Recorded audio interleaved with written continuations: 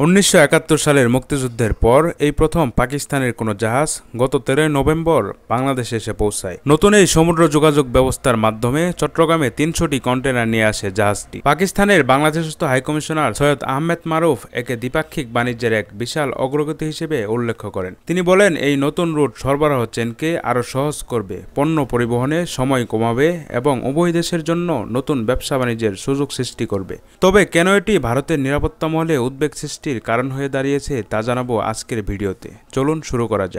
বাংলাদেশের দক্ষিণ পূর্ব উপকূল ভারতের উত্তর পূর্বাঞ্চলের খুব কাছাকাছি হওয়ায় সরাসরি সমুদ্রপথে পাকিস্তানের উপস্থিতি ভারতের জন্য নিরাপত্তার প্রশ্ন উত্থাপন করেছে। ভারতীয় বিশ্লেষকরা মনে করেন, এতদিন এই দুই দেশের মধ্যে বাণিজ্য কার্যক্রম সিঙ্গাপুর বা কলম্বোতে স্থানান্তরের মাধ্যমে পরিচালিত হতো। বর্তমানে সরাসরি সমুদ্রপথে পাকিস্তানি জাহাজ চট্টগ্রাম বন্দরে আসার অনুমতি দেওয়া হয়েছে। এই পরিবর্তন শুধু বাণিজ্যের জন্যই নয়, বরং এই রুটে ব্যবহার করে চোরাচালানের আশঙ্কা উড়িয়ে দেওয়া যায় না।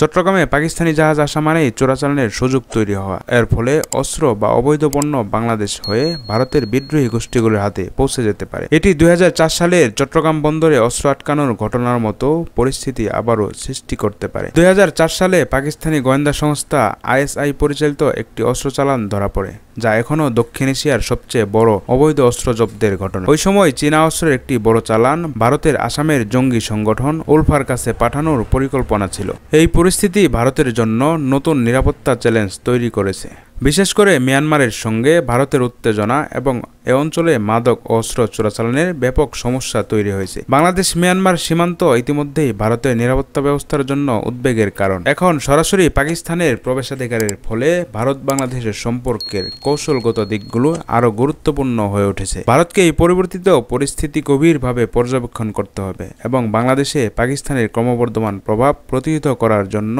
কৌশল তৈরি করতে হবে। ভারত এবং বাংলাদেশ এক সময়কার ঘনিষ্ঠ বন্ধু হলেও সাম্প্রতিক রাজনৈতিক পরিবর্তনের ফলে সম্পর্কের এক নতুন দিক উন্মোচিত হয়েছে। শেখ হাসিনার সময় চীন ও পাকিস্তানকে বাংলাদেশি বন্দর থেকে দূরে রাখার যে কৌশল ছিল তা নতুন সরকারের অধীনে পাল্টে গেছে। এই পরিস্থিতিতে বঙ্গোপসাগর ও ভারত মহাসাগরে ভারতের নিরাপত্তা এবং প্রভাব রক্ষায় নতুন চ্যালেঞ্জ দেখা দিতে পারে। নতুন এই সমুদ্রপথ খুলে দিলে পাকিস্তান থেকে তুলা ও অন্যান্য পণ্য বাংলাদেশে আসবে, আর বাংলাদেশ থেকে পাটজাত পণ্য রপ্তানি হবে। বাংলাদেশ নৌবাহিনী 2025 সালে পাকিস্তানে অনুষ্ঠিত আমান নামে আন্তর্জাতিক নৌ মহড়ায় প্রথমবারের মতো অংশ নিতে যাচ্ছে। এর অংশ হিসেবে গত মাসে পাকিস্তানে একটি যুদ্ধজাহাজও পাঠানো হয়েছে। চট্টগ্রাম বন্দর দক্ষিণ এশিয়ার অন্যতম ব্যস্ততম বন্দর। এটি মিয়ানমারের সন্নিকটে অবস্থিত এবং বঙ্গোপসাগরের মাধ্যমে ভারতের উত্তর পূর্ব রাজ্যগুলোর প্রবেশদ্বার হিসেবে কাজ করে। এই বন্দরটি কেবল অর্থনৈতিক নয়, কৌশলগত দিক থেকেও গুরুত্বপূর্ণ। তাই চট্টগ্রামে পাকিস্তানি জাহাজের নিয়মিত উপস্থিতি এ অঞ্চলের ভূরাজনীতিতে প্রভাব ফেলতে পারে। প্রিয় দর্শক, আজ এই পর্যন্তই। শুরু থেকে শেষ পর্যন্ত চেষ্টা করেছি চট্টগ্রাম বন্দরে পাকিস্তানি জাহাজ আসাই ভারতের ভয়ের কারণ উপস্থাপন করতে। ইনশাল্লাহ আবারও দেখা হবে নতুন কোনো বিষয় নিয়ে। ততদিন পর্যন্ত ভালো থাকুন, সুস্থ থাকুন। আল্লাহ।